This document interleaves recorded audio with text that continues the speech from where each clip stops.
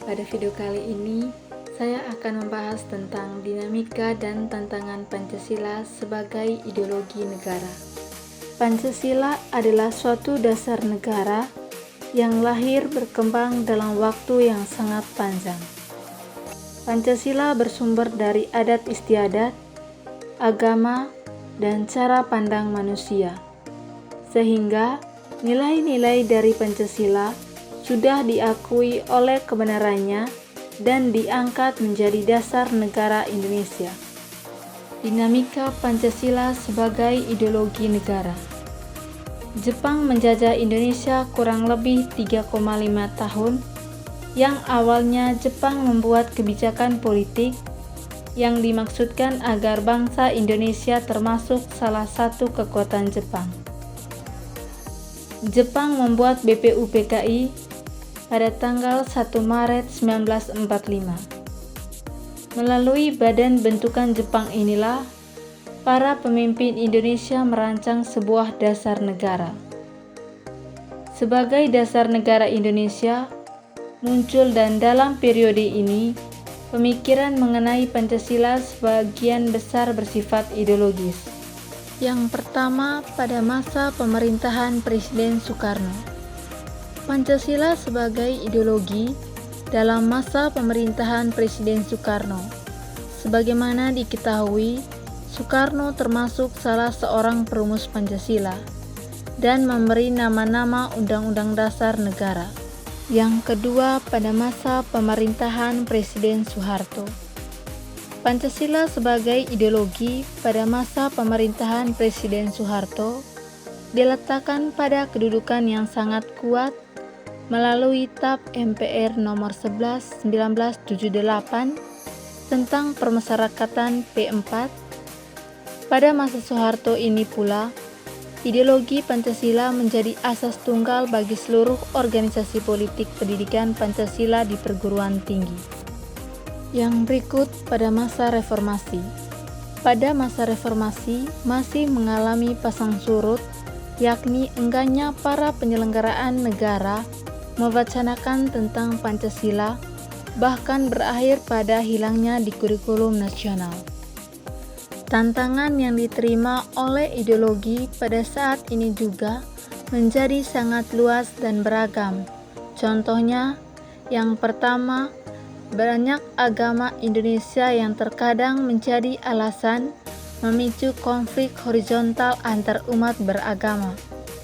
Yang kedua, ekonomi yang mulai berpindah dari sistem kekeluargaan, contoh pasar tradisional, menjadi sistem kapitalisme di mana keuntungan merupakan tujuan utama. Yang ketiga, paham komunisme, liberalisme, dan terorisme. Dan masih banyak lagi hal dalam kehidupan warga negara Indonesia yang dipengaruhi oleh informasi yang begitu mudah dan cepat tersebut. Yang berikut tantangan terhadap Pancasila sebagai ideologi negara. Unsur-unsur yang mempengaruhi perlawanan terhadap Pancasila sebagai ideologi negara meliputi faktor eksternal dan internal. Adapun faktor eksternal meliputi hal-hal berikut.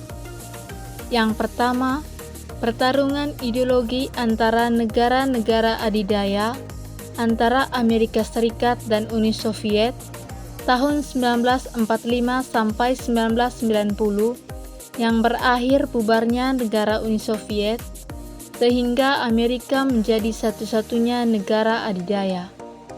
Yang kedua, menguasai isu-isu kebudayaan global yang ditandai dengan masuknya berbagai ideologi. Yang ketiga, asing dalam kehidupan berbangsa dan bernegara karena keterbukaan informasi. Yang keempat, meningkatkan keburuhan dunia sebagai akibat dari pertambahan penduduk dan kemajuan. Dan yang kelima, ideologi sehingga terjadi eksploitasi terhadap sumber daya alam secara masif. Dampak konkretnya adalah kerusakan lingkungan seperti banjir dan kebakaran hutan. Faktor internalnya meliputi pergantian rezim yang berkuasa melahirkan kebajikan politik yang berorientasi pada kepentingan kelompok atau partai, sehingga ideologi Pancasila sering terabaikan. Penyalahgunaan kekuasaan atau korupsi mengakibatkan rendahnya kepercayaan masyarakat terhadap rezim yang berkuasa, sehingga kepercayaan terhadap ideologi menurun drastis. Cara mengatasi konflik tersebut yakni memperkuat persaudaraan sesama suku bangsa Indonesia dengan cara mempererat silaturahmi melalui kegiatan kerjasama di segala bidang, mengikat rasa saling menghargai di kalangan masyarakat Indonesia, khususnya dalam menjalankan ibadah sesuai agama masing-masing, tidak mudah emosi, tidak menyimpan dendam kepada orang lain, bersikap sopan dan santun dalam bertindak dan bertutur kata, menumbuhkan sikap gotong royong dalam kehidupan bermasyarakat, serta menerima kenyataan bahwa di Indonesia banyak perbedaan-perbedaan dan perbedaan menjadi fitrah bagi masyarakat. Terdapat 3 dimensi hakikat Pancasila. 1. Dimensi realitas, mengandung makna bahwa nilai-nilai dasar yang terkandung dalam dirinya bersumber nilai-nilai real yang hidup dalam masyarakat. 2. Dimensi identitas, mengandung cita-cita yang ingin dicapai dalam bidang kehidupan masyarakat, berbangsa, dan bernegara. 3. Dimensi fleksibilitas, mengandung relevansi atau kekuatan yang merangsang masyarakat untuk mengembangkan pemikiran-pemikiran baru tentang nilai-nilai dasar yang terkandung di dalamnya.